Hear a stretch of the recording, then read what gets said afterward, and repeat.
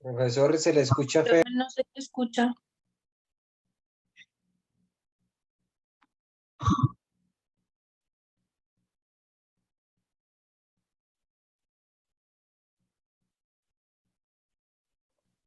Yo no te escucho nada. Profe, no se escucha nada.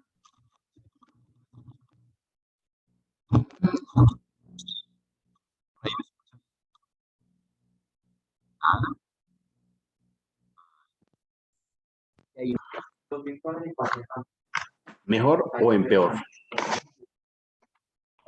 Mejor, profe. Bueno, muy bien. Y hoy está desparchada, malo, malo.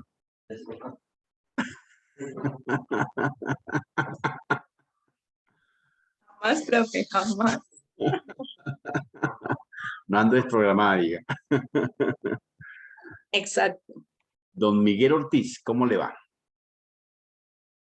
Prendamos video. Don Alejandro Sánchez, ¿cómo me le va? Profe, Profe, buenas noches, ¿cómo me le va? Ivonne Molano. Buenas noches, profe. profe, yo no tengo video hoy. No ¿Por tengo qué? portátil. ¿Qué pasó? Porque ¿Cuál le imagínense pasó? que el cargador de mi portátil se me dañó. ¿Qué le pasó? ¿Se lo Y robó? pedí, no, es que yo no sé qué le pasó. Yo creo que la toma estaba esto y se recalentó, entonces graves. Y ya Grave. lo pedí, pero me llega mañana. Ah, carachas. Está bueno. Y pues tampoco me funciona lo que le envié al correo, al WhatsApp. Ah, carachas. Don Joan Cibato, ¿cómo estás? Bien, profe, todo bajo control. Bueno. ¿Cómo me ha ido? Bien, gracias. ¿Sí pasó el fin de semana? Hermano, no, ahí calificando a lata, no alcancé. Calificando esos parciales, Pero trabajando. al igual desde Melgar cualquiera puede trabajar, profe.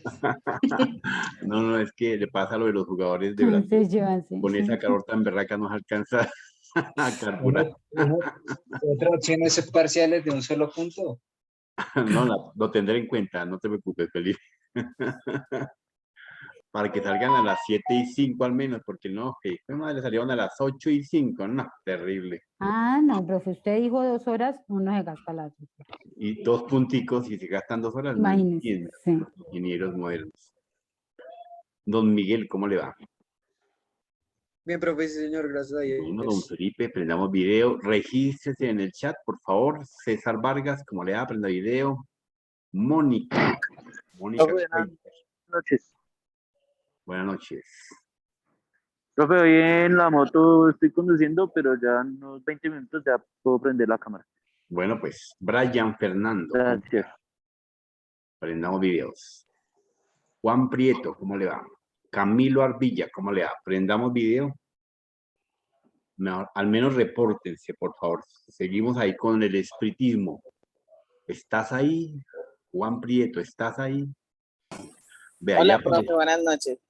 buenas noches, ya apareció Mónica, no sino, ¿estás ahí? 1, 2, 3, Mónica. Bueno. Entonces, compañeros, en ese orden de ideas, démosle inicio a otro tema. En el concepto y en el entorno de lo que hemos venido trabajando y hablando nosotros, ya conociendo diferentes, 2 sistemas básicos de los que fueron creados y una de las plataformas de algunos de ellos, cómo se han estructurado y cómo es que nosotros tenemos que pensar desde el enfoque y el análisis de la ingeniería.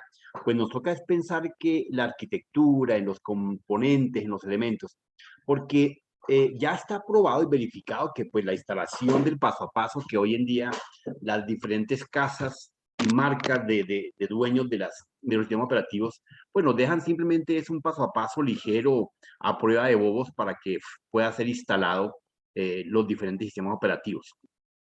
Pero eso no es lo importante es qué recursos se requieren, cuáles son los dispositivos que permiten instalar, cómo se configura un pendrive para que podamos instalar en cualquier máquina, y así elementos que son los que nosotros tenemos que tener claro y cómo lo implementamos, ¿correcto? Entonces, desde ese orden de ideas, pues efectivamente, nosotros, el sistema operativo del Unix, el Linux, el Solaris, el Mac, el Windows, requieren precisamente que naveguen en un proceso y en un ambiente adecuado como la memoria. Ya nosotros hemos recorrido el concepto de los procesadores, que es la plataforma para que nuestro sistema operativo funcione óptima y adecuadamente.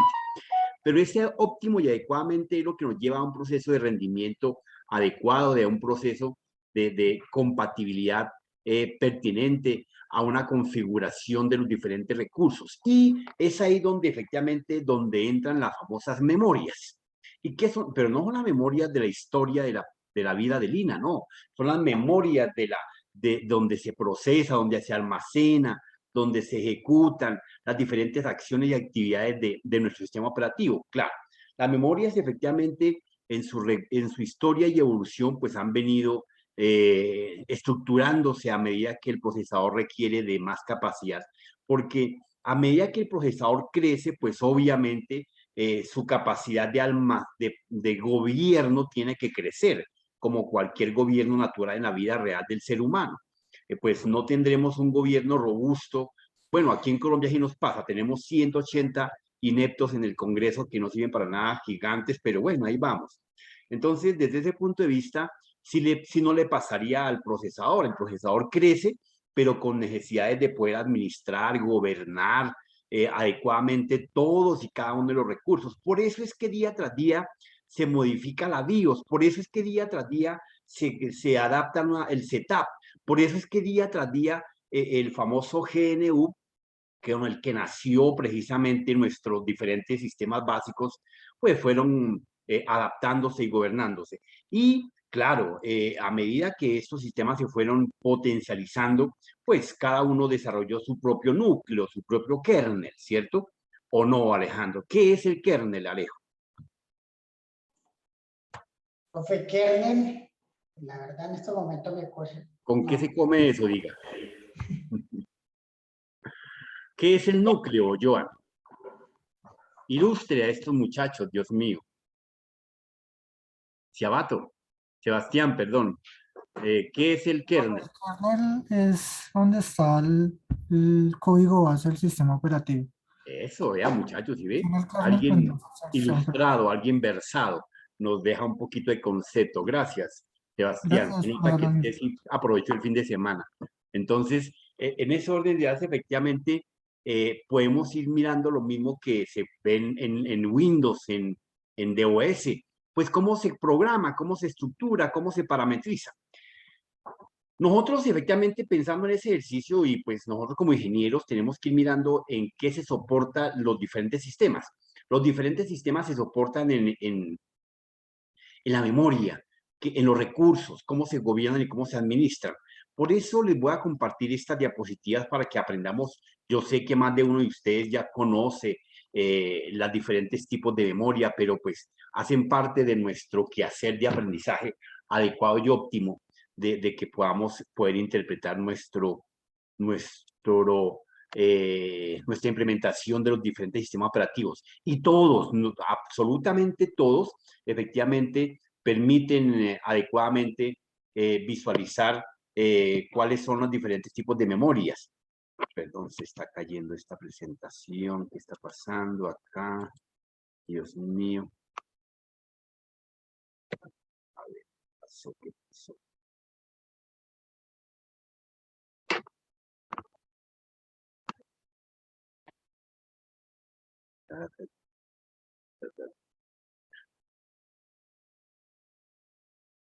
Si nos da ahora sí. Compartamos nuevamente. Ahora sí. Ya está identificado. Bien, entonces efectivamente pues la memoria simple y sencillamente nos llevan a un concepto donde tenemos que saber qué capacidad, porque nosotros si queremos instalar un sistema tenemos que saber su configuración, su arquitectura, qué recursos se requieren, cuál es su capacidad, cuál es su procesamiento, en qué arquitectura se hizo, si a 32, con qué tipo de tecnología fue creado, si con un x86 o con un ARM. ¿Recuerdan qué es el ARM, Miguel?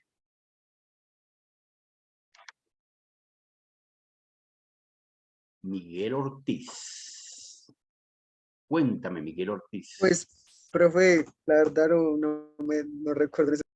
Bueno, muy bien. Vamos a ganarnos unos negativos hoy. Aprovechemos que tenemos la negativa hoy.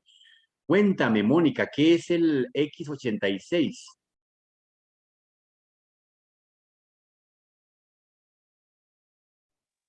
Profe, Señora, cuénteme. ¿me escucha? Tampoco sabe, Dios mío, no. Pasemos Sí sé, no sé cómo explicárselo. no, pues es que eso es lo que pregunto. Explíqueme, enséñeme. Alejandro, ¿qué es el X86? Hermano, ¿y qué fumó? Por favor, estaba, mejor dicho, en blanco. Usted lo resetearon. Puede formatear el fin de semana. Pero grave, mejor dicho. Ni siquiera le dejaron un delete para poder recuperar. Bueno, muchachos, y a todos. Entonces, de ese orden de ideas, efectivamente, las memorias pues hacen parte de una estructura, de una configuración adecuada. En las memorias, efectivamente, hay cualquier cantidad de memoria. Las primeras memorias que se implementaron, efectivamente, a razón del crecimiento del procesador y a razón de que se creía y se pretendía gobernar los recursos de la máquina y pretendíamos que efectivamente la máquina, en aquel entonces, en los años 64, 74, para que la máquina se hablaba de la palabra pensar, pero mire la palabra tan gigante es que pensar, pues obviamente no se tenía en claro que era un procesamiento, porque no hay un pensamiento sino exclusivamente del ser humano, todavía hasta hoy identificado y comprobado. Pensar efectivamente es establecer una estrategia de evaluación de un entorno, de una situación, de una acción. Eso es pensar. Razonar es evaluar las condiciones de cumplimiento de la situación y acción que se esté ejecutando en ese momento a razón del pensamiento que se haya resuelto aplicar. Ese es razonar. Razonar es mirar las condiciones, si afecta, si no afecta, si cumple, si no cumple. Razonar. Entonces, esa deducción, ese análisis, que era lo que se pretendía pasar a la máquina, pues se fue transportando al sistema operativo y él necesitaba de algo que le permitiera tener un recuerdo. ¿Y cómo se tenía un recuerdo? Pues sencillo, con las memorias. Entonces fue cuando el hombre efectivamente dedujo que, inclusive de la máquina de Kepler, que tocaba tener una memoria temporal y una memoria fija y una memoria de solo lectura, pues tanto como la de lectura todavía no tenía, pero que tenía que tener una memoria. Y ahí es cuando surge la famosa memoria RAM y la famosa memoria ROM, que son las bases de las diferentes memorias que hoy en día se utilizan en el ámbito de la arquitectura de los sistemas operativos. Los sistemas operativos, para poder funcionar, requieren de memoria, no solamente de su instalación. Claro, nosotros tenemos que instalarlo, que se configure, que reconozca, que se adapte en su entorno. Es como cuando nosotros nos compramos un vestido. Entonces ese vestido lo tenemos que ir a probar, que nos quede cómodo, que nos quedamos bonitos, que siente a la medida de mi cuerpo, que no me quede largo, que no me quede corto, que no me quede ancho, que no me quede suelto, etcétera. Eso es el sistema operativo. El sistema operativo entonces dice, pero yo necesito moverme y establecer ciertas condiciones. Pues la única era la memoria. Entonces la memoria RAM surge a razón de la necesidad de que el ser humano necesitaba que las condiciones y las acciones de cada situación se fuesen plasmando y dejando. Y como lo único que quería el sistema operativo era simplemente, no, ya nosotros sabemos qué es el sistema operativo, ¿cierto? ¿Recuerda, mi querido César Vargas, qué es el sistema operativo? César Vargas a la 1. César Vargas a las 2. Pasemos al espiritismo. César Vargas, ¿estás ahí? Una interfaz, profe. Señora, exacto, Mónica, ayúdale, sí. Perfecto. Póngale un punto positivo a Mónica y uno negativo a César, mi querido Felipe. Profe, es que César es el que va en la moto. Ah, bueno, la salvó la abogada Lina. Muy bien, no hay lío. Perfecto, entonces dejémosle solamente el positivo a Mónica, de momento. Entonces, efectivamente, para eso se requería que el sistema operativo pudiera evolucionar para que pueda tener un recuerdo. Y la memoria RAM, que como su palabra lo dice, es Read Access Memory, o sea, memoria de solo lectura, de acceso temporal y aleatorio, temporal. Esa memoria es volátil, que se pierde con el encendido, con el apagado de la máquina, con la pérdida de energía y demás características, ¿de acuerdo? La famosa memoria RAM. Desde ese entonces, efectivamente, ¿cómo funciona? Bueno, la memoria RAM solamente funciona mientras que la máquina esté en proceso de refrescar adecuadamente los datos que se le van dando a procesar. Los datos que se le van dando a procesar son por los diferentes elementos de entrada, ¿cierto? Que ustedes saben que los diferentes elementos de entrada son los que se reconocieron al principio del arranque del sistema. Y es donde está basado los primeros sistemas básicos de entrada y salida, a lo que comúnmente se llama la BIOS. ¿Sí o no, Alejandro? Entonces, ¿qué era BIOS? Profe, esa es la configuración. Esto, excelente, muy bien, Alejandro. Entonces, yo sabía que estaba perdido, entonces por eso le ayudo. No, la BIOS no, esa es la configuración estándar de hardware, en este caso, sí, es la configuración que trae, por defecto. No, la BIOS, mire que la tenemos confundida con el setup. No hay que confundir el setup con la BIOS. Entonces, inclusive las siglas de la BIOS dice BIOS, Basic Input Output, o sea, sistema de entrada y salida, básico, ¿correcto? Entonces, la BIOS me establece los elementos de entrada y salida en sus primeras, claro, sí, tiene razón en las primeras de cambio en su configuración, pero ¿dónde almacenamos esa pequeña información? Lo veremos en el siguiente capítulo. Entonces, efectivamente, la BIOS es la que efectivamente establece qué recursos tiene de entrada, qué recursos tiene de salida, y la memoria pues tiene capacidad de reconocer e identificar los primeros de arranque, y ahí con los registros de la memoria pues automáticamente le damos la prioridad para que identifique y permita que el sistema arranque adecuadamente. Pareciera sencillo, pero es complejo el proceso donde efectivamente se identifica cómo se está configurando. ¿Y qué tiene que ver con el sistema operativo? Pues todo, porque es que precisamente el sistema operativo es el que identifica lo que la memoria le va procesando, lo que el procesador le va enviando automáticamente.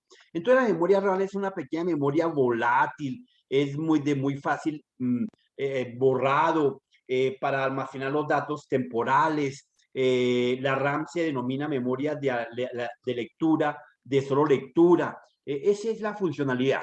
Y solamente funciona mientras que tengamos un energizante.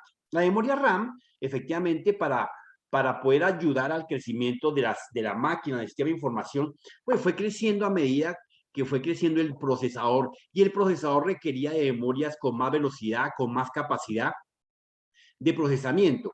Entonces, en algunas marcas, algunas empresas que se dedicaron a la fabricación de memorias, pues definieron crear memorias de tipo, las que vemos en pantalla, de tipo SIM, de tipo DR, de tipo DDR2, de tipo DR3, SIM de 100 pines, SIM de 72 pines, ¿cierto? De estado sólido, SIM de 200 pines. Y eso permitía efectivamente automáticamente unas características de procesamiento y velocidades en sus diferentes acciones y actividades que tenía que ver con el procesador, con el sistema operativo, para ejecutar las acciones y tareas que, como dice Alejandro, estaban debidamente configuradas en el setup, ¿correcto? Para eso se crearon las diferentes clases de memorias. DR1, DR0, DR2, DR3, DR4 y la DIR de RAM, que son las memorias que ya hoy en día pues se han venido desapareciendo, desactualizándose, pero que efectivamente son los orígenes de nuestra memoria y lo que tenemos que interpretar adecuadamente. Esas referencias que tenemos de memoria, pues no las podemos pasar de largo, porque efectivamente nosotros no podemos combinar un banco de memoria DR200 contra un banco de memoria DR500, porque seguramente que tenemos incompatibilidad. Nomás miren la velocidad de una memoria DR200, ¿cierto? Es diferentísima a una memoria de DR500 MHz. Entonces, el procesamiento es tener en autopista un BMW versus un Chevrolet. Un Mercedes, un BM con turbo y con demás características versus un carro sencillo no de alta gama. Y pues obviamente esto va a generar, son compatibles en su configuración y reconocimiento, pero incompatibles en el procesamiento. Entonces ahí es donde tenemos fallas y por eso en muchos momentos determinados, esta sería suave cuando efectivamente identifique el error, pero cuando no se identifica, efectivamente podemos colocarle una DR2 o DR3 y ahí sí el desbordamiento de memoria sería al 100%. ¿Y qué es desbordamiento de memoria? Es cuando la memoria efectivamente no está en capacidad de poder procesar lo que le está entrando, lo que está saliendo. Y es ahí lo que se nos generan las famosas pantallas azules o pérdidas de estado de ciclo o desbordamiento de la luz, etcétera, etcétera. Recuerden que el procesador tiene 3 elementos básicos. ¿Cuáles son los 3 elementos básicos del procesador, mi querida Paola? Mi querida Paola, ¿cómo está compuesto el procesador? Tiene 3 elementos importantes. ¿Cuál estructura? Ayúdale, Daniel.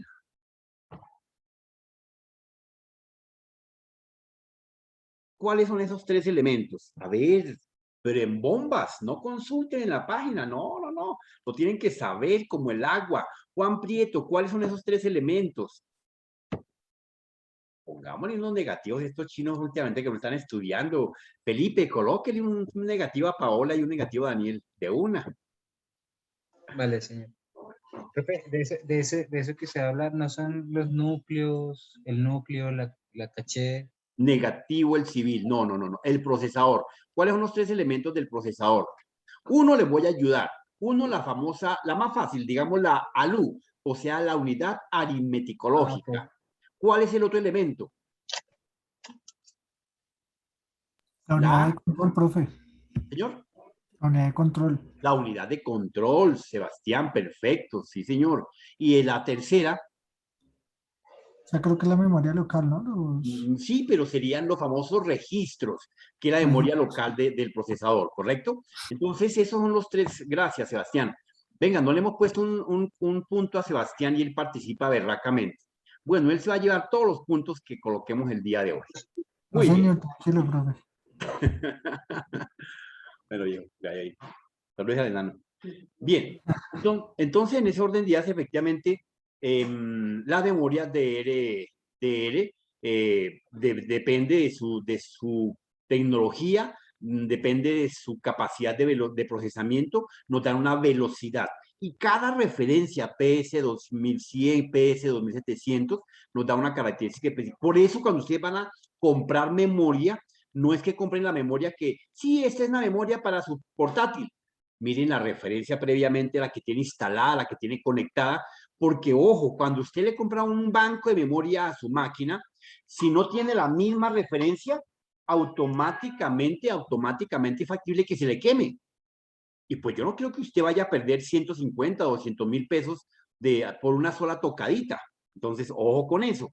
Porque aparte de que tiene que tener mucho cuidado porque esas memorias efectivamente se pueden quemar, se pueden desintegrar, se pueden, porque usted la cogió inadecuadamente. No todas las memorias, hoy en día la mayoría de los circuitos integrados son plug and play. ¿Y qué es un plug and play, Joan?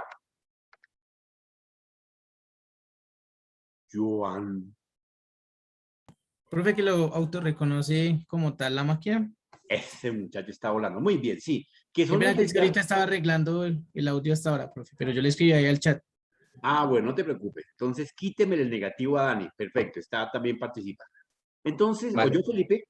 Entonces, efectivamente, los elementos plug and play son los que son autorreconocibles e identificados por nuestro procesador inicialmente y reconocidos por el procesador e identificados por el sistema operativo. Tengan en cuenta que son 2 tiempos diferentes. Una cosa es reconocerlo, otra cosa es identificarlo, ¿correcto? Entonces, el sistema, el procesador lo reconoce, que está conectado, y los identifica para que el sistema operativo los pueda administrar y gobernar. Y eso efectivamente cuando nosotros no tenemos un elemento de magnetismo, de que nos aleje las señales, las descargas electromagnéticas, pues automáticamente lo que hacemos es quemar estos microcircuitos porque estamos en caliente y con un impulso eléctrico magnético, pues lo que hacemos es hacer un choque. ¿No les ha pasado? No sé, yo creo que sí. ¿No les ha pasado que se han bajado de su carro y automáticamente usted tiene una descarga con la puerta o alguien si le da la mano de entrada automáticamente tiene una descarga. ¿Por qué motivo? Porque usted viene en 4 llantas encauchetado, ¿sí o no? Las 4 llantas los alejan del piso. Entonces está debidamente protegido del polo a tierra. Pero cuando usted coloca un pie en el piso, automáticamente usted necesita, su cuerpo necesita de una descarga eléctrica. ¿Y a dónde arroja eso? Con lo primero que usted toque, porque su cuerpo está haciendo contacto con el piso y usted sabe que la tierra pues hace polo a tierra automáticamente con algo que esté tocando. Por eso se hace necesario que tengamos siempre una manilla electroestática que nos permita descargar esas energías que en un momento determinado no se pueden gobernar. Entonces la memoria DLSS de RAM, pues efectivamente es la que nos va a permitir precisamente tener esas características que estamos viendo aquí en pantalla. Las siguientes memorias que son, corremos pantalla. Las siguientes memorias, que son las memorias DDR2, pues efectivamente manejan unas velocidades más altas. Se hicieron y se inventaron con el fin de poder dar alcance a los diferentes recursos de la arquitectura de arquitectura X64. Cuando la arquitectura X32 no funcionó adecuadamente, las memorias DDR ya no eran compatibles con la arquitectura X64. Por ese motivo fue que se crearon las memorias de aquí en adelante, las DR2, las DR3, las Graphic y ya de otras que vamos a ver adecuadamente.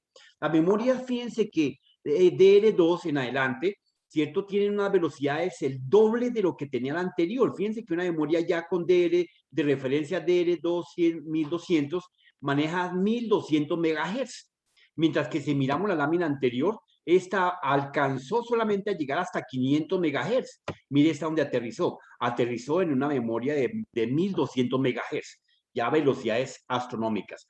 Las memorias DDR2 son un avance de la tecnología para la mejora de los diferentes bancos de memoria, los DIMM, Dual Line Memory, módulo de memoria, que es lo que traduce DIMM, ¿cierto? Entonces, estas memorias efectivamente se hicieron con la arquitectura de X64 y la arquitectura ARM y la tecnología ARM, no olviden. Sus bancos de memoria van entre 2 y 2 GB, o sea, tiene una capacidad de procesamiento y almacenamiento hasta de 2 GB, ¿no? Ténganlo en cuenta, las DR2. Las memorias DR3 efectivamente tienen un proceso de hasta 1600 MHz. ¿Correcto? Y tienen capacidad de procesamiento de 4 GB, el doble de las DR2, porque los diferentes sistemas operativos fueron necesitando más recursos de almacenamiento. Por eso, si ustedes comparan un sistema operativo de más o menos los años 90, ¿cierto? Que en los años 90 teníamos procesadores Pentium 1, Pentium 3, ¿cierto? Si lo recuerdan, ¿no, Lina? Entonces, efectivamente, Claro, profe. pues sí o no, esos procesadores solamente podían llegar a procesar máximo en la memoria RAM hasta 2 GB, no más. Ya efectivamente cuando surgen los diferentes procesadores de la Intel y la AMD, Core i1, Core i2, esas máquinas ya eran capaces de poder tener un gobierno hasta de bancos de 4 en 4, o sea, podíamos tener 16 gigas en RAM fácilmente. Y en aquel entonces era fácilmente gobernable para las tarjetas graficadoras, para los videojuegos y demás características. Entonces ya los DR3 efectivamente llegan a procesar 2133 MHz en su capacidad de procesamiento. Ya era absurdo esas velocidades en las que se estaban procesando. Pero el software no se quedó corto. Los sistemas operativos fueron engordando igualmente, el de Windows, el Linux, el Mac, el Solaris, el Unix. Asimismo fueron creciendo en instrucciones y en recursos. Por tal motivo, necesitaban de tener capacidades de proceso adicionales. Aparte de que efectivamente estos mismos sistemas, los sistemas operativos fueron los creadores, ojo, los creadores de la memoria caché. Nosotros creeríamos que fue el usuario, pero puro cuento. Los que realmente comenzaron a utilizar la memoria caché al 100% fueron los sistemas operativos que manejamos hoy en día, que utilizamos hoy en día. Las memorias de bus de RAM, efectivamente, son memorias que se implementaron, se diseñaron para transportar directamente los datos las instrucciones para poderlas procesar, poderlas almacenar y poderlas transportar. Los memorias de RAM bus funcionan bajo un protocolo de propietario de desarrollo por la compañía Rambus. O sea, Rambus, aparte de ser la propia referencia, era una marca de memoria de la DDR. En la actualidad, las memorias de RDRAM son para la generación de las utilidades de los diferentes procesadores en tecnología plug and play, ¿correcto? Y pues se utilizan prioritariamente para videojuegos y demás recursos de alta gama. Claro que esas no eran las adecuadas para tener un píxel altísimo todavía aún en ese momento. Tenemos las memorias GDDR. Las memorias GDDR efectivamente son las memorias que se utilizan para la graficación, para las grandes temperaturas, para grandes procesos de imagen, de video, de diseño, de sonido al mismo tiempo. Entonces las tarjetas Graphic Dual Data pues son las encargadas de establecer esas capacidades y fueron implementadas tal y como las están viendo en pantalla. Así eran en su debido momento. No tuvieron una larga vida porque obviamente eran muy específicas. Solamente era para esas tareas: graficación de alta velocidad, graficación para grandes procesamientos. Pero la mayoría de los sistemas de información, o sea, los portátiles, los computadores, los desktop, pues no todos venían para graficar. Y aparte de eso, era muy costosa. La memoria GDDR era es muy costosa porque todavía se sigue implementando y se sigue utilizando. Las memorias, efectivamente, cuando tienen alguna falencia, alguna situación problemática, pues presentan dos... Sí, señor. Pregunta, ¿qué diferencia hay con unas memorias que dicen sin buffer? La memoria sin buffer es porque efectivamente no tienen un puente temporal donde usted puede enviar unos datos y efectivamente no tienen quien se los reciba. La capacidad que tiene la memoria de buffer es porque de manera temporal, porque no son memorias RAM, sino son memorias que transportan el dato de un punto A al punto B, pero no hacen una cola de las diferentes tareas que se le va enviando. Mientras que las memorias que efectivamente tienen un buffer como la memoria de las impresoras, las memorias que hoy en día tenemos en los escáneres, las memorias que hoy en día tenemos en los juegos, son memorias que efectivamente establecen una cola de procesos y actividades que van haciéndole una estación de prioridad de ejecución, y a esa prioridad de ejecución en línea o en cola es lo que se le denomina el famoso buffer. ¿Ok?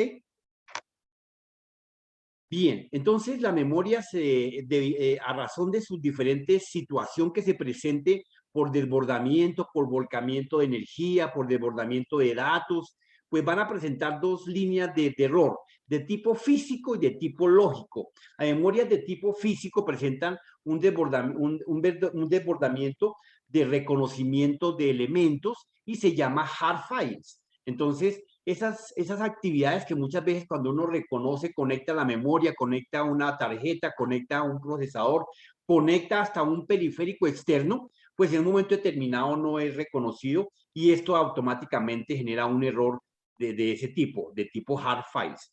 Y cuando se está instalando algún software, algún cookies, alguna librería, algún software que no pueda ser reconocido ni almacenado ni procesado, y porque el microprocesador no puede registrarlo en ninguna de sus memorias, pues automáticamente tenemos una caída de pantalla, caída del sistema, una memoria, una pantalla azul, una línea de código verde, etcétera. Entonces, eso se denomina un soft error. Ese es el elemento cuando las memorias en su debido momento fallan desde dos ángulos, de tipo hardware y de tipo software. ¿Ok? Bien, la memoria ROM, ya pues efectivamente, como de su reconocimiento, la memoria ROM es una memoria de solo lectura, read only memory, memoria de solo lectura. La memoria ROM se crearon porque efectivamente los diferentes sistemas de los años 80 requerían que las máquinas arrancaran con ciertas rutinas, con ciertas instrucciones específicas. Y pues obviamente la única no era la RAM, porque la RAM solamente se activaba cuando se prendía la máquina y reconocía y guardaba los datos mientras que la máquina estuviese encendida. Pero ¿qué pasaba? Se requería que las diferentes máquinas que estaban produciendo reconocieran y tuviesen unos parámetros específicos. Ejemplo, tenemos una carrera de atletas y esos atletas tienen que tener unas características específicas. Entonces les dicen que tienen que ir con el uniforme tal, con los tenis tal, con la botella de agua tal. Características específicas para que puedan concursar. Pero eso viene de fábrica. ¿Cómo se hacía para que los equipos de fábrica reconocieran los parámetros que de fábrica se querían para que la máquina tuviera un rendimiento y funcionalidad 100%? Pues inventar la memoria ROM. Entonces la memoria de solo lectura fue creada para guardar las instrucciones básicas, fijas y estándar del encendido y configuración y arranque del sistema, ¿correcto? Esas son las famosas memorias ROM. La memoria ROM, ¿cómo funcionan? Entonces, efectivamente, el funcionamiento de esas memorias, que es de solo lectura, solo están preparadas para recibir las instrucciones de fábrica, donde se reconocen algunos elementos que se sabe que ese procesador y ese sistema tienen que tener debidamente configurados y reconocidos, no más. La memoria ROM, Read Only Memory, o memoria de solo lectura, fue el primer tipo de memoria de solo lectura que se fabricó a nivel mundial para identificar las tareas del procesador que no eran grabables en su debido momento. De ahí surge la famosa memoria ROM, ¿correcto? Ya con la experiencia de la famosa memoria RAM. Claro, no es que hayan salido todas las series de la memoria RAM, o sea, las DR, no. La memoria RAM y la memoria ROM surgieron en los mismos años 70, 80 a la par de manera paralela, cuando en las primeras de cambio los diferentes creadores de los diferentes sistemas operativos necesitaban que el sistema operativo arrancara con el reconocimiento de las características de configuración y rendimiento de la máquina de productos de fábrica. ¿Cómo funciona? Bueno, de mantenerlas almacenadas las diferentes instrucciones y órdenes que venían de la producción y donde se tenían que almacenar en la famosa memoria ROM. Fueron puestas en toda la board, a lo largo y ancho de toda la board, para que diferentes procesos y diferentes buses tuviesen alguna serie de instrucciones que tenían que ejecutar, al igual que el famoso procesador de una vez. ¿Correcto?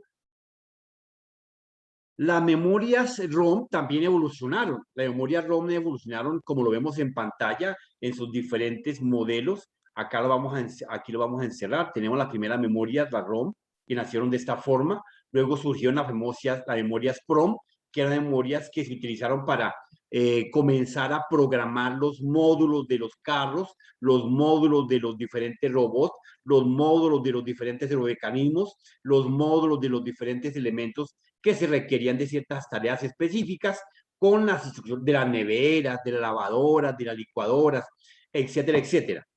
Entonces surgen las famosas PROM, porque eran programables. De ahí efectivamente se requería mejorar el producto, que tuviera las mismas características, pero como ya venían de fábrica, eran imborrables. Entonces surge la memoria EPROM, Eraser Program Read Only Memory, memoria borrable, programable y de solo lectura, las EEPROM.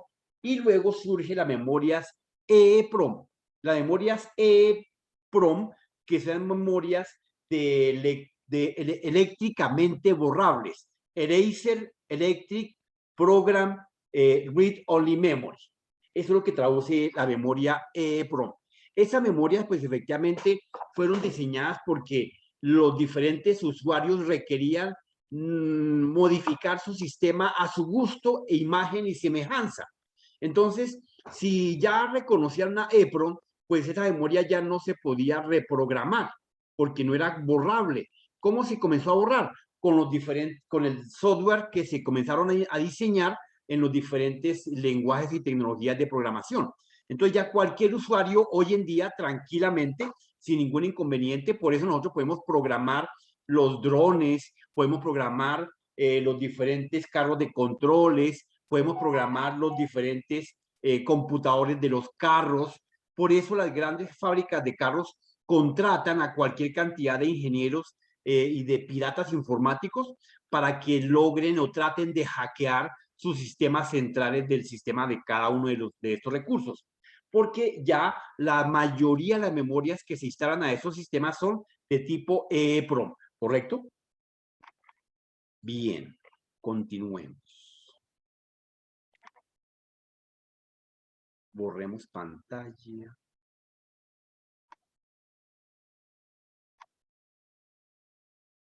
La memoria PROM, programable, memoria programable de solo lectura.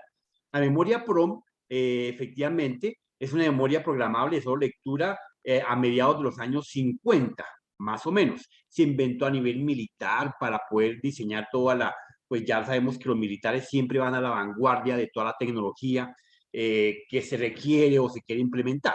Entonces ellos fueron los primeros en requerirla para programar los diferentes elementos, dispositivos que necesitaban programar en aquel entonces.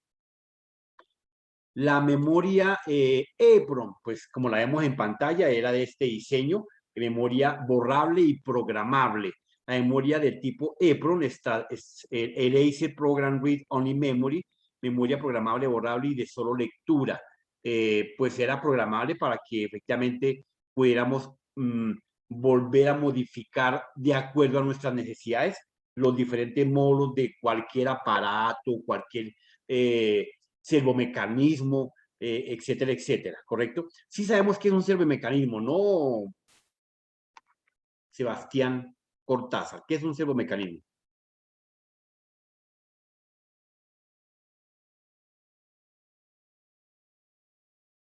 Profe, ¿me escucha? Sí, señor, hasta ahora, sí. Aquí, pena, profe. Bueno, yo no, espérame, hago referencia. No me acuerdo Danos bien. un ejemplo, sí, me parece perfecto, sí. ¿Servomecanismos no son los que son los dispositivos de mando o algo así? Sí, o sea, sí, exactamente. Son aquellos dispositivos de mando como las cámaras de video de control de los edificios que se mueven automáticamente de lado a lado. Tienen un solo ¿Eso no va movimiento. más a la inteligencia artificial, profe? No. Cuando es un Pues hoy sistema en del día sistema principal. la inteligencia artificial sí gobierna todo eso, claro, pero técnicamente los servomecanismos son elementos mecánicos y electrónicos, que tienen un movimiento específico y constante. ¿Cuáles son? La licuadora es un servomecanismo, la lavadora es un servomecanismo, bueno, la nevera no. Las cámaras de video de control de un edificio son servomecanismos porque usted ve que las cámaras se mueven de un punto a otro. La licuadora solamente rota en un solo sentido. La lavadora solamente tiene unos giros específicos y estándares, ¿sí? Esos son los famosos servomecanismos. Y esos necesitábamos modificarlos hoy en día. Por eso es que en la tecnología del Internet de las cosas nosotros podemos reprogramar todos los elementos que tenemos a la mano. Simplemente con nuestro celular, simplemente lo reprogramamos porque tenemos la capacidad de bajar una app para poder modificar un EEPROM, o sea, una ROM que sea borrable, reprogramable eléctricamente, ¿ok? Y le colocamos las funciones que nosotros queremos que haga en su debido momento. Ustedes, cuando ya tienen un poquito más avanzado en la electrónica, efectivamente se van a dar cuenta que usted puede sin ningún inconveniente programar un robot, sus circuitos, sus elementos.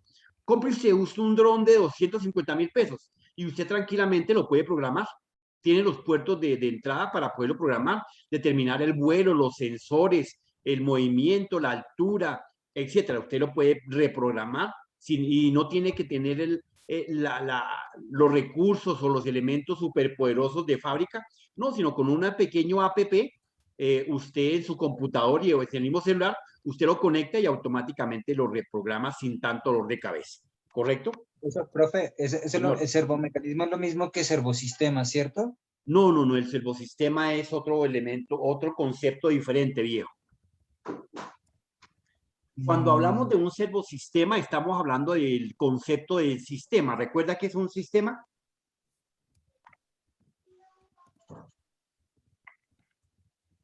¿Quién me habló? ¿Cómo, profe? ¿Cómo? Dios mío, ¿quién me pregunta y no sabe?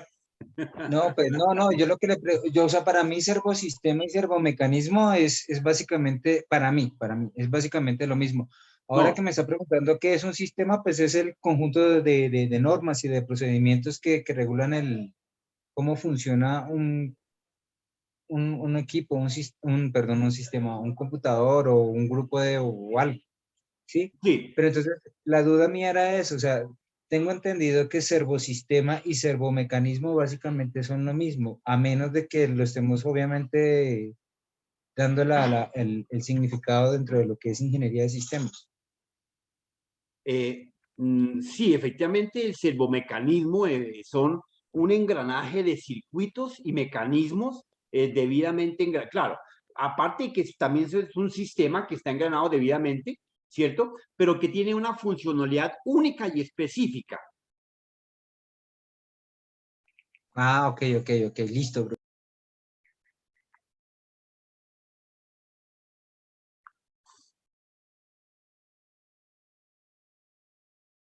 Algunos efectivamente, mientras que el servomecanismo es un único elemento, ¿cierto? El servosistema es el conjunto de todos esos elementos. A ver, pongamos un ejemplo. Ustedes han instalado en su casa o en su finca un sistema de seguridad de cámaras, de sensores, de malla eléctrica. Yo en mi casa, profe. En su casa, ¿cierto? Entonces, efectivamente, fíjense que ahí necesitas tú de un centro de mando, ahí necesitas de un cableado, ahí necesitas de unos contactos, de unos sensores, de toda una cantidad de elementos que todos juntos, efectivamente, el banco, la central, la unidad, la corriente, los sensores, las cámaras, la misma energía, ¿cierto? Entonces, todo eso se denomina un servosistema. Y el servomecanismo es únicamente el aparatico. La licuadora, como tal, la licuadora es todo un sistema, pero es única, ¿cierto? Entonces ella funciona solamente, usted la prende y tiene solamente 5 revoluciones. Lento, menos lento, más rápido y menos rápido, ¿cierto? Y no más. Y hasta ahí, botón de apagado y encendido. Es más, usted la arranca y ya anda en modo lento. Depende de la velocidad que le regule. Mientras que los demás, el servosistema, es la integración de todos los aparatos con un conjunto. Yo coloqué el ejemplo de un proceso de vigilancia, porque pues hay muchos otros servosistemas, ¿cierto? Un ascensor sí efectivamente es un servosistema, porque tiene que abrir varias puertas, tener varias paradas, tener una carga de peso, medirla, tener un recorrido específico, ¿cierto? El solo ascensor es el servomecanismo y el conjunto de las poleas, de las puertas, de los controles de mando de cada piso, a todos esos elementos se llama servosistema. ¿Queda claro? Bueno. Sí, señor, sí, señor. La memoria caché. Bueno, llegamos al punto central. ¿Qué era memoria caché? Preguntémosle con punto positivo a Camila Córdoba. Señorita Camila, buenas tardes y presente. Entremos al espiritismo. ¿Estás ahí? Camila no está ahí. Prendió su avatar y se fue. Bueno, vamos a colocarle la falla a la gente por venir a aprender. Profe. Señor. Hoy vino como todo agresivo. La memoria, la caché. No, pero déjeme, espere, Cuellar. Déjeme ponchar a los que no están en clase, no es que me toca poncharlos. Bueno, profe, muchas gracias. Profe. Ya te doy la palabra, Cuellar. Felipe, colóqueme la falla a Camila Córdoba. ¿Quién es Camila Córdoba? Wilmer Córdoba, listo. Ahora sí. Camila Córdoba dijo, Camila, no Wilmer Córdoba. Exacto, yo dije Camila Córdoba, no Wilmer Córdoba. Tú ahora sí, Wilmer, dime, cuéntame, Wilmer, ¿qué es la caché? La caché no es la memoria la encargada la que guarda todos los procesos frecuentes que se realizan en la máquina. Eso es correcto. Sí, señor, efectivamente es la memoria. Aplaude por allá, Mónica. Efectivamente, la memoria caché es la encargada de almacenar de manera directa para que las diferentes acciones que son repetitivas se puedan consultar de manera frecuente, como dice Wilmer, efectivamente. Vemos el ejemplo en la gráfica que efectivamente el procesador es el encargado de hacer esas diferentes actividades. Entonces, constantemente, para que, vea, esto de pronto no lo logra identificar un parroquiano de a pie. Solamente lo podemos entender los ingenieros en un momento determinado y algunos electrónicos, obviamente. Resulta que la memoria caché, la memoria RAM, aparentemente, ¿cierto? Aparentemente está a tan solo 5 o 10 centímetros de la CPU, aparentemente. Pero recuerdan ustedes que por allá cuando vimos arquitectura, dijimos que la memoria RAM, esta que es la placa, la board, ¿sí? La simulación de la placa, ella está compuesta por 17 placas. Este pequeño borde tiene 17 placas, una sobre otra, donde se han quemado los diferentes buses de direcciones, de control, de instrucciones y demás, para que todos los elementos, tanto internos como externos, se puedan conectar. Entonces, aparentemente esta memoria se podría decir que se va a conectar en 5 centímetros de distancia con el procesador, puro cuento. Ella tiene que hacer un tal recorrido profundo, ¿cierto? A la placa de la base, la 3, la 4, la quinta, la séptima, la 11ª, etcétera, y hacer todo el recorrido entre la placa de los diferentes buses para poder llegar a la CPU. Por eso es que existe el sobrecalentamiento y efectivamente existe una refrigeración dentro del sistema, porque el recorrido del impulso eléctrico de la memoria, de la CPU, de los diferentes llamados y peticiones que tiene cada dispositivo interno o externo, pues obviamente genera una fricción.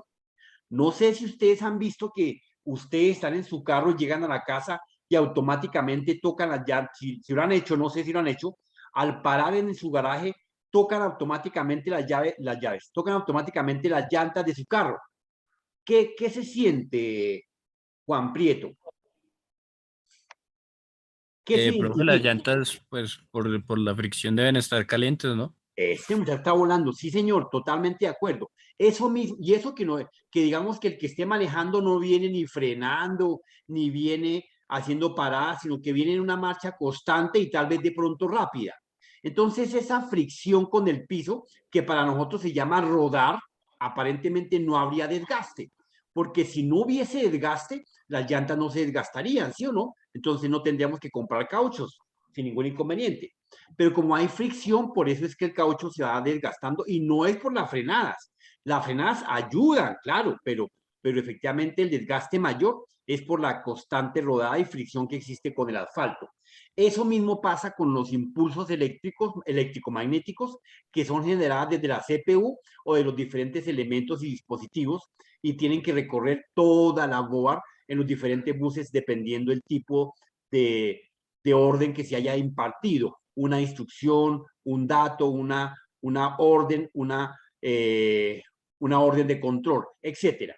Entonces, este proceso, efectivamente, la CPU dice, no, pues yo no tengo que ir hasta recorrerme 2 kilómetros de board para llegar a la memoria, pues no lo voy a hacer. Tal y como dice Wilmer, pues efectivamente, dice, voy a almacenar en esta memoria caché. Aquí la pintamos por aparte, ¿no? Ojo, pero realmente lo que hace la CPU a través de la unidad de control, ¿cierto? Es separar unas pequeñas direcciones de memoria RAM, separarlas para que de manera frecuente y repetitiva la CPU esté consultando esas instrucciones, esas órdenes, ese software, esa petición que se hacen de manera repetitiva y constante en las diferentes acciones y actividades que se lleguen a hacer. A eso se le denomina memoria caché. Hoy en día sí vienen los diferentes board, hasta los mismos procesadores tienen su propia memoria caché, ¿correcto? Como los mismos procesadores tienen su propia memoria con capacidades de procesamiento. Aparte de la memoria básica de la máquina, que es la que va a permitir a todo el sistema tener una capacidad de procesamiento de las tareas, pero ¿de quién? Del usuario, porque ya cada uno de los diferentes elementos, el procesador, los buses, tienen su propia memoria RAM y su propia memoria caché para poder desarrollar diferentes peticiones que lleguen a hacer. ¿De acuerdo, compañeros? Entonces dice que la memoria de un computador básicamente podría describir como un sistema de bloques que incluyen el disco duro y demás características, como la memoria RAM, o sea, es lo que hemos venido hablando. ¿Correcto? ¿Preguntas, sátira, reproche? Sigamos. Bien. No sé. Gracias. ¿Cómo funciona la memoria caché? Bueno, la memoria caché son peticiones y llamados del procesador o de alguno de los microcomponentes o circuitos del sistema y automáticamente pues ellos van simplemente a esa petición constante y repetida, pues van dejando un registro. Bueno, en el caso de los nuevos procesadores que tenemos hoy en día, Core i3, Core i4, Core i7, les pregunto, mis queridos pan de trigo, ¿dónde van dejando esos registros, esas direcciones dentro del procesador? Esas llamadas, esas peticiones, ¿dónde van quedando? ¿Dónde se implementa la memoria caché?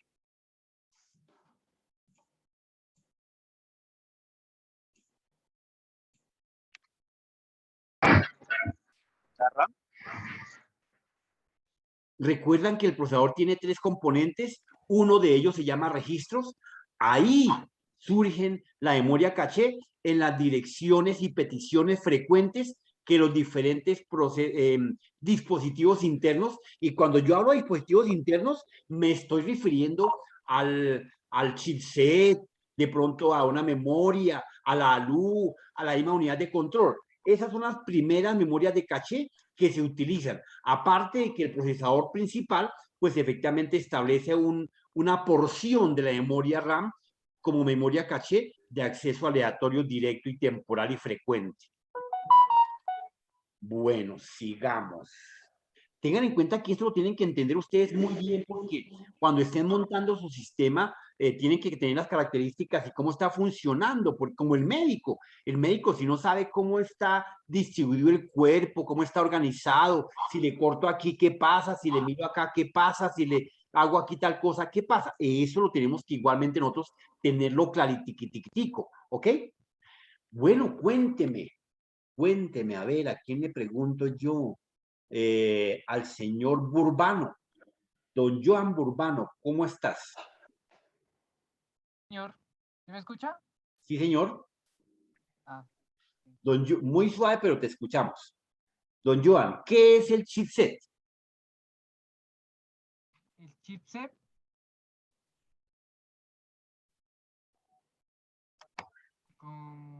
no es como es el encargado de dirigir cada una de las funciones de la CPU, es decir, la que direcciona cada uno de sus componentes o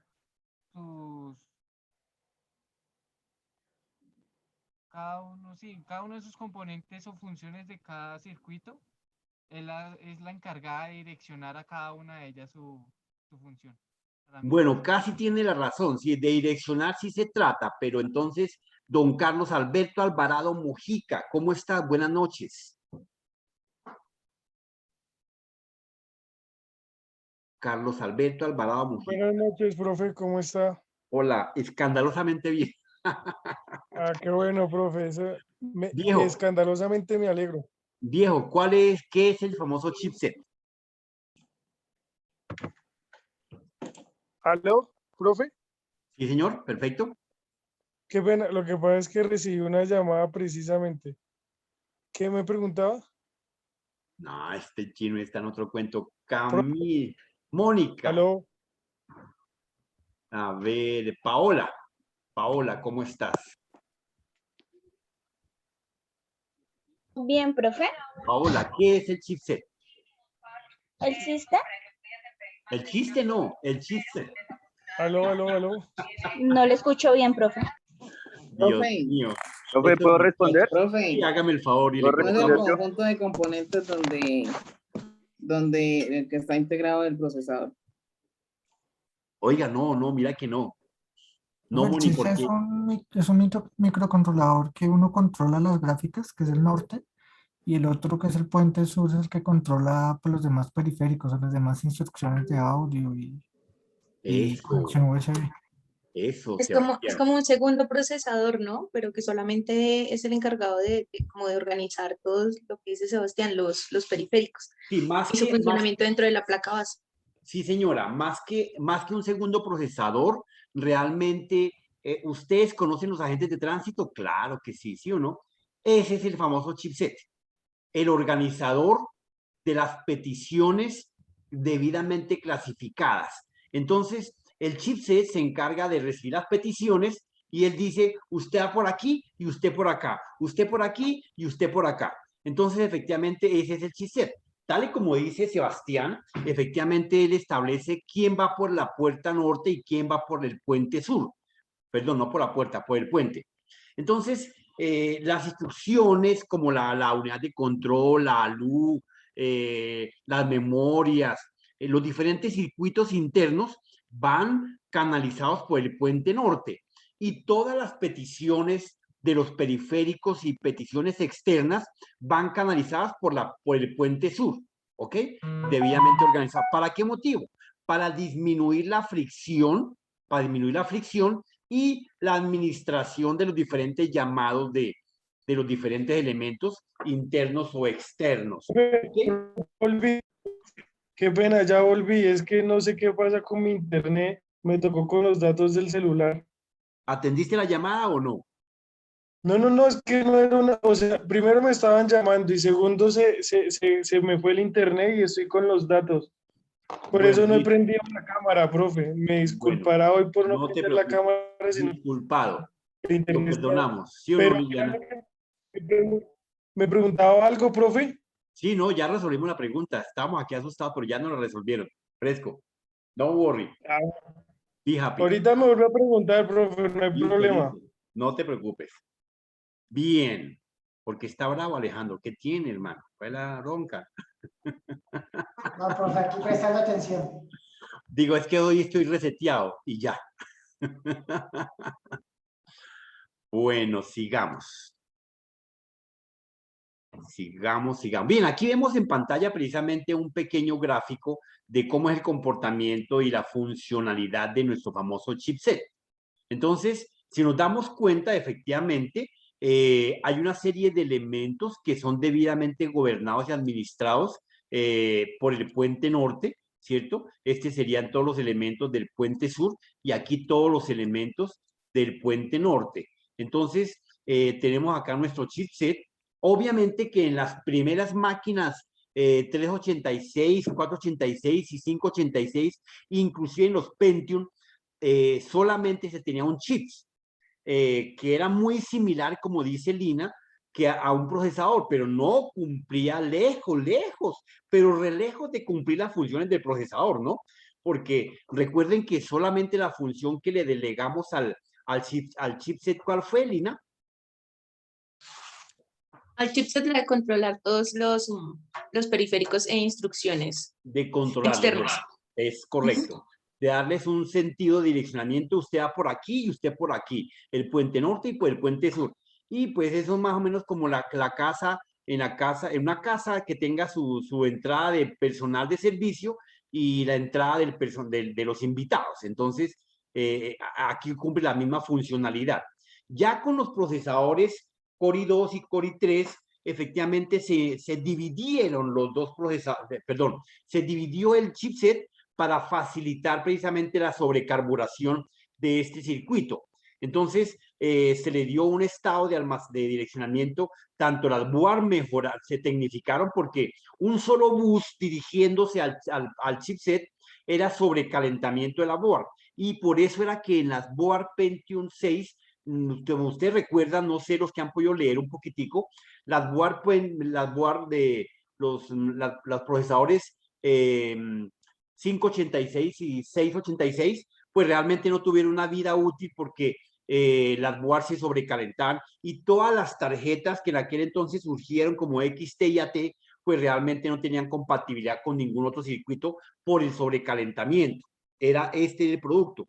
Al separar el chipset en puente norte y puente sur, facilitaba la comunicación a más altas velocidades, tal y como estaba dividida la arquitectura en ese momento, que era con con x64, porque recuerden que las arquitecturas iniciales que surgieron en el mercado de la informática salió con arquitectura x86. Bueno, ya esto facilitaba precisamente la comunicación de los diferentes peticiones de la memoria, de los switch, de los interruptores, de la unidad de control, de la luz, automáticamente, llegándole, como está en la gráfica, de manera directa, mi mouse, aquí está, de manera directa e indirecta al procesador.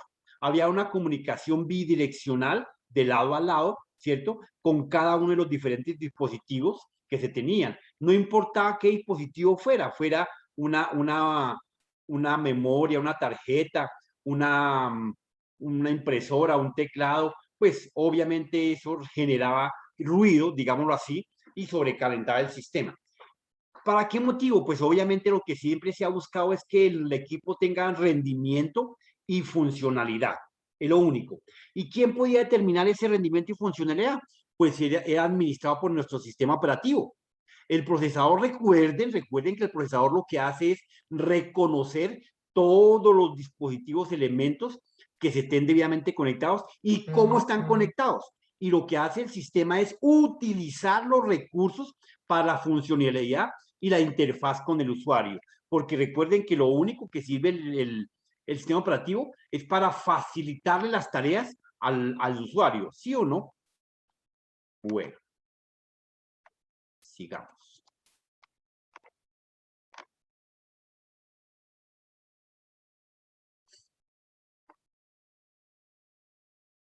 Entonces, como dijimos anteriormente, efectivamente, en las primeras de cambio, el chipset para el Pentium y Pentium AMX, pues solamente existía un solo circuito capaz de procesar desde 256 hasta 500 kilobytes, ¿cierto? En memoria caché y en su circuito de chipset. Entonces, los Pentium de aquel entonces, efectivamente, todavía no tenían todos los buses con los que contamos hoy en día, porque tampoco tenían todos los elementos y los periféricos conectados. Si ustedes recuerdan por allá más o menos las máquinas, inclusive las 386 revolucionaron al 100% todo el sistema, que ya eran capaces de tener puertos de conexiones USB, puertos de conexiones de infrarrojo, puertos de conexiones de Bluetooth y demás características. Y obviamente ya podían procesar sonido y video al tiempo, cosa que no pasaba todavía con los 286. Ya en los 486 y 586, porque técnicamente los 486 pasaron de largo, no tuvieron sino apenas una mejora en el procesador, en más memoria y más caché, y los 586 sí llegaron con más recursos, y obviamente partieron en dos la historia del chipset. Ya se dividió para que efectivamente tuviese un mejor gobierno y control. Luego tenemos los famosos también Pentium y Pentium AMX, ya con más velocidad, en una velocidad de 4X. Intel generó los primeros procesadores con memoria caché y con memoria gráfica y con un chipset debidamente dividido en dos partes. ¿Ok? Bien. Bueno, aquí es el mismo gráfico repetido, 433. ¿Qué es el setup? Bueno, entonces, como ya lo habíamos visto en las primeras de cambio, llegamos al punto donde tenemos que tener algo de inflexión y reconocimiento. Recuerden que nosotros vimos al principio de las memorias el setup, que decíamos que del setup es donde se determinan las diferentes instrucciones, órdenes parametrizadas para que las diferentes acciones como el encendido sean debidamente reconocidas. Entonces los parámetros de reconocimiento de por dónde se arranca, cómo se arranca, quién debe tener el control de inicio, pues es el setup. Y a través de la BIOS se establece qué dispositivos son los de entrada y de salida para tener las primeras órdenes de ejecución de entrada. Entonces la BIOS simplemente son la identificación del reconocimiento de los periféricos de entrada y salida. Por eso se llama BIOS, Basic Input Output. No es lo que traduce nada más ese elemento. Cuando ustedes van a instalar un sistema operativo, tienen que modificar automáticamente el setup para que la BIOS automáticamente identifique por dónde va a arrancar. Si va a arrancar por un disco duro, si va a arrancar por un floppy, si va a arrancar por una USB, si va a arrancar por un pendrive, etcétera, etcétera, etcétera. ¿Correcto? Bien. Claro, el arranque y el encendido de cada uno de los sistemas son diferentes. Cada sistema tiene cada computador, perdón, no cada sistema, cada computador tiene una configuración de un teclado diferente. Cada computador tiene una estructura de cómo llegar al setup por DEL, por F1, por Escape, por Control Alt, por Control Alt Del, por Tab Shift Set, etcétera. Pues ahí efectivamente usted tiene que arrancar. ¿Y para qué hace eso? Para que efectivamente pueda reconocer e identificar las diferentes memorias booteables para cargar, arrancar, reparar o instalar su sistema operativo. ¿De acuerdo? Bien. Sí, cada marca, el Dell, el Acer, el HP, pues depende de la tecla que se quiera, que esté debidamente configurada, pues es la que le permitirá a usted llegar al famoso setup y allá puede usted identificarle, modificarle las órdenes que vienen de fábrica preprogramadas para que arranque su sistema como usted lo quiera, al revés, al derecho, por pantalla 1, por pantalla 2. Si usted tiene un sistema conectado con 3 pantallas, pues tiene que definir cuál es la pantalla de gobierno para que pueda trasladar de una pantalla a otra un contenido completo o una ventana, ¿correcto? Que viene a ser lo que vimos en alguna de las clases, que son los famosos sistemas multiproceso y multitarea. Recuerdan que vimos que habían procesos de procesamiento en multiproceso y multitarea. Bueno, funciones del setup. Bueno, las funciones del setup, ¿como cuáles serían, mi querido Daniel?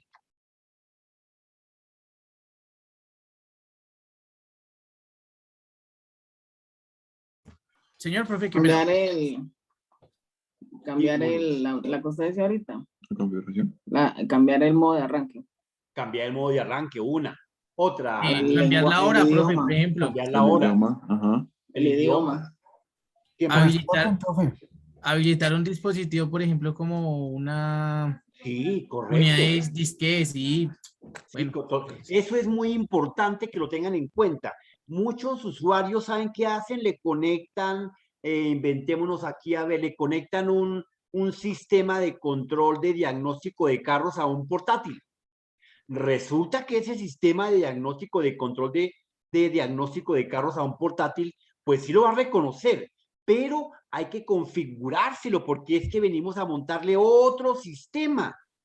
Entonces automáticamente tenemos que decirle que lo identifique como sistema inicial de arranque para que precisamente cuando yo le conecte a mi portátil los sensores de velocidad, los sensores de humo, los sensores de, ¿qué más se le mide a un carro? De aceite y todas esas características, pues automáticamente no me lo gobierne el portátil, me lo gobierne el sistema de control de diagnóstico de carros. Entonces, ese es un pequeño chip o un pequeño computador o bueno, etcétera. Entonces, por aquí, por el setup, podemos adicionarlo, como dice mi compañero. Miguel, ¿qué más podemos hacer con el setup? Miguel Ortiz.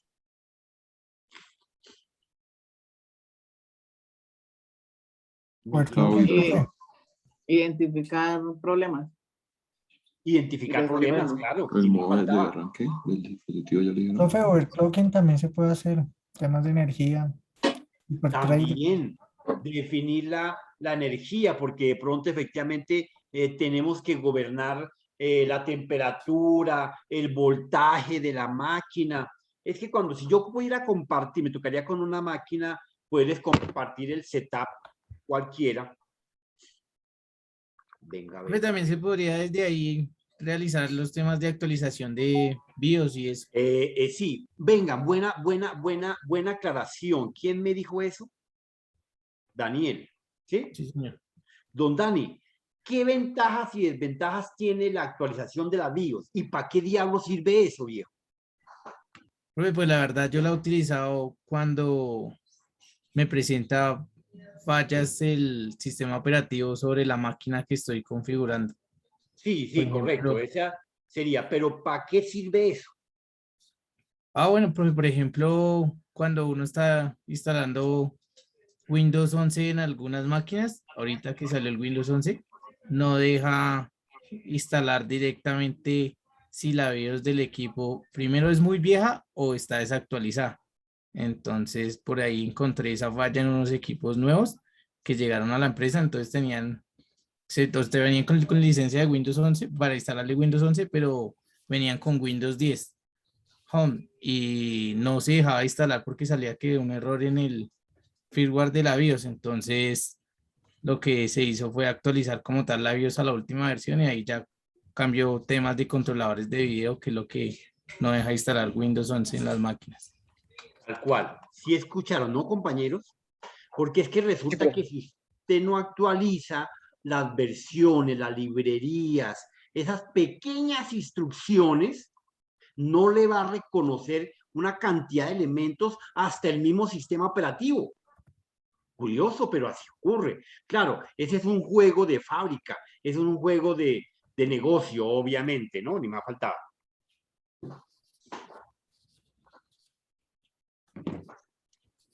Venga, a ver si yo les puedo compartir por acá un segundito, J.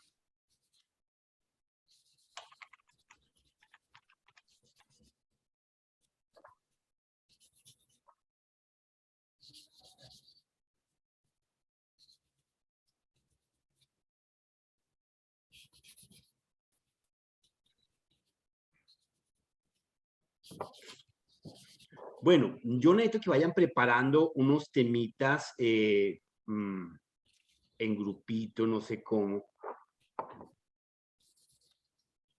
Para la próxima semana hagan unas exposiciones de unos temas que ya vamos a ver, obviamente, pero pues ustedes van a ampliar, a mejorar.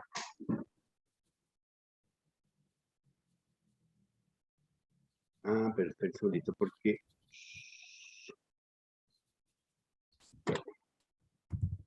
No compartí, pero les comparto a ver si me puedo por acá conectar.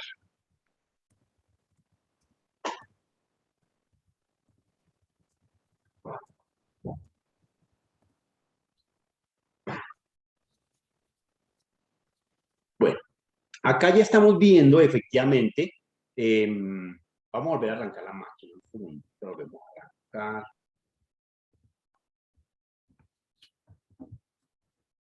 Ahí cuando la máquina va a arrancar, efectivamente podemos visualizar que me sale en la parte inferior de la pantalla. Me salía, ya no sigue, ya va a salir. Se quedó. Arrancando otra vez.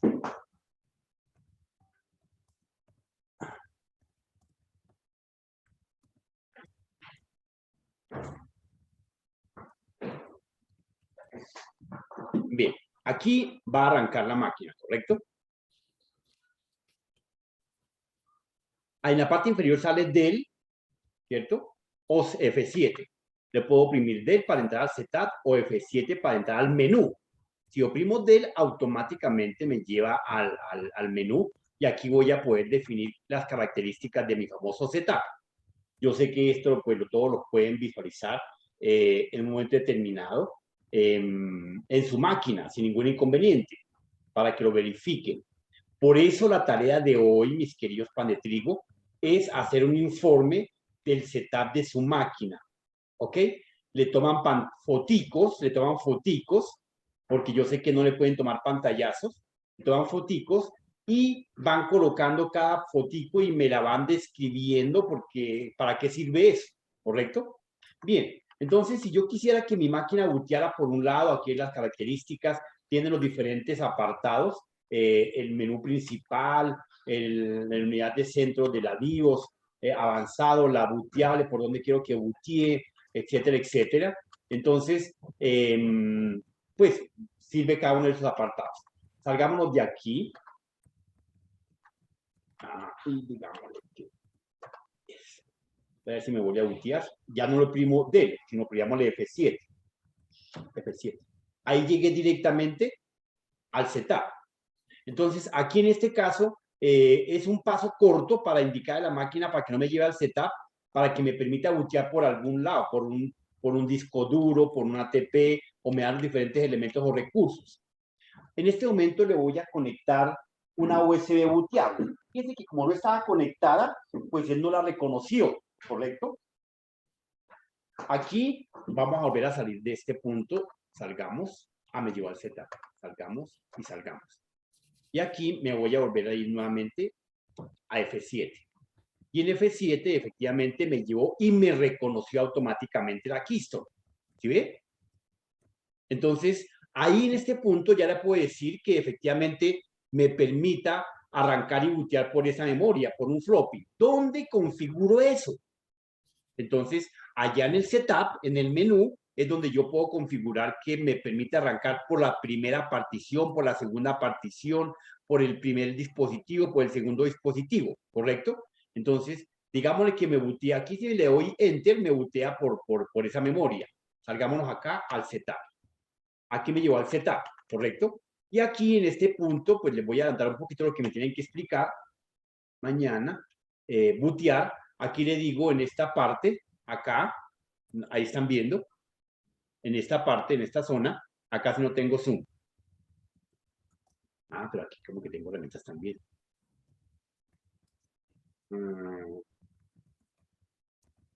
Como rayo. Entonces aquí en esta partecita, ahí con el mouse, estamos viendo cómo podemos colocar que me arranque por una unidad de USB. Aquí dice, primer elemento de arranque, bootee por USB.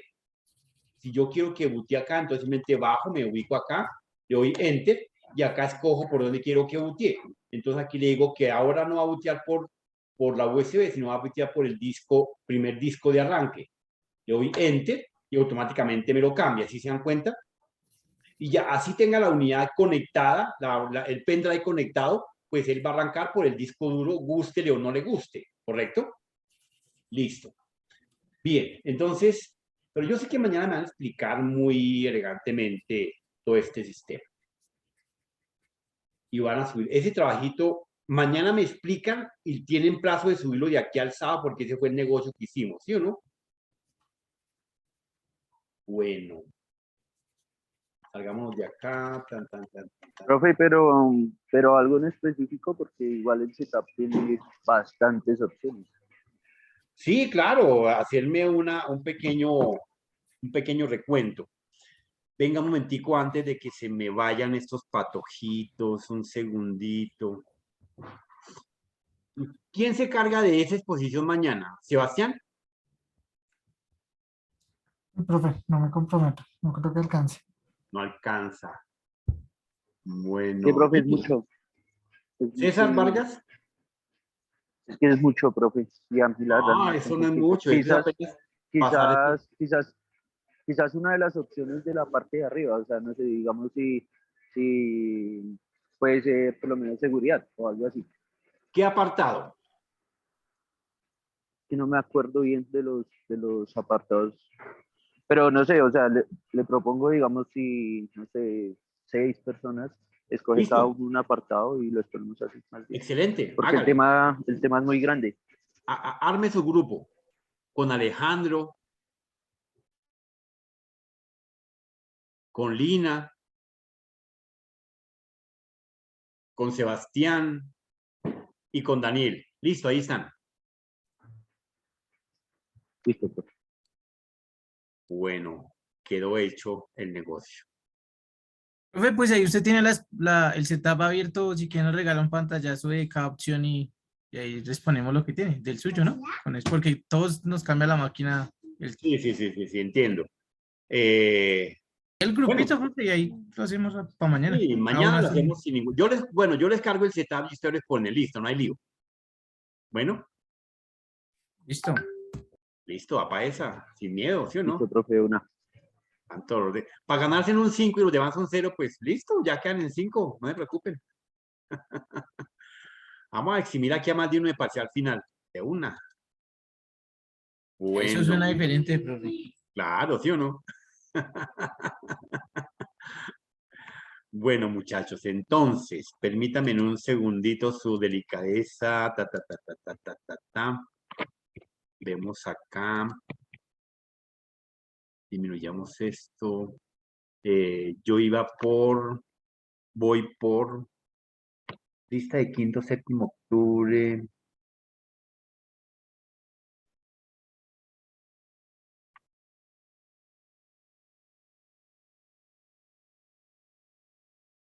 Es que tengo varios espíritus aquí en clase y me preocupa. Esos espíritus que llegan y prenden la cámara y se van. Espíritus errantes de la vida. Son los espíritus chocarreros, profe. Los espíritus chocarreros. Dios mío, qué susto. Bueno, preguntémosles. ¿Néstor está ahí? No, mentira, Néstor no ha vuelto. Pongámosle como 10 fallas. ¿Santiago Alexander está ahí? Tampoco. ¿Sí ve? ¿Camilo Esteban está ahí? Presente. John Steven está ahí. Presente, profe. Arnulfo Alejandro está ahí. Peña Arias está ahí. John Wilmer está ahí. Sí, profe, sí, aquí estoy, profe. Míreme aquí en la cámara y todo. Gracias, Wilmer, muy bien. Joana Camila está ahí. Presente, profe. Joana Camila revivió ese espíritu chocarrero, Dios mío. Bueno, muy bien. Mónica Fernanda también está. Hola, profe. Daniel Nicolás está ahí. Claro, profe.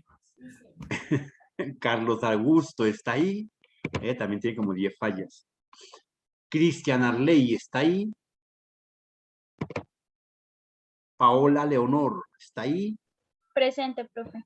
Sí, Paito sí la he visto juiciosa. Ivonne Lorena está ahí. Ivonne se nos voló, ya lleva 2 fallas, Dios mío. No, profe. Y, ¿no? y de hecho, Ivonne no llevaba 2 fallas, ella solamente faltó la clase pasada. Bueno, y hoy 3. No, pero ella sí estaba. Espere un momento. Estaba. Ojo. Estaba. Conjuguemos el verbo. Yo estuve, tú estás, ellos están. Espere, ya se la consigo, profe. No, déjala quietica, déjala porque pues, me da miedo que la despierte. Lina. No, profe, es que ella la que comunicó al principio que tenía inconvenientes con el portátil. Sí, pero dijo que estaba, se alcanzó a conectar. Ella me dijo que estaba por el teléfono, pero es que ni por teléfono está.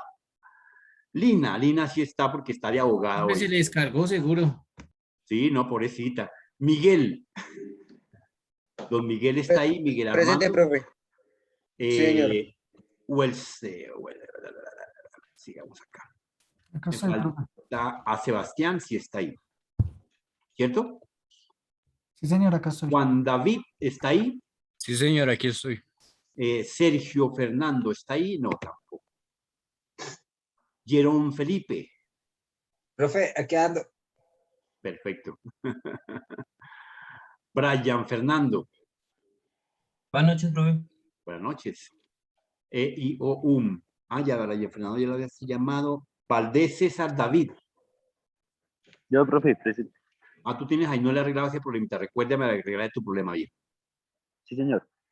Carlos Alberto. Viejo Carlos. El chico escandaloso. Sí.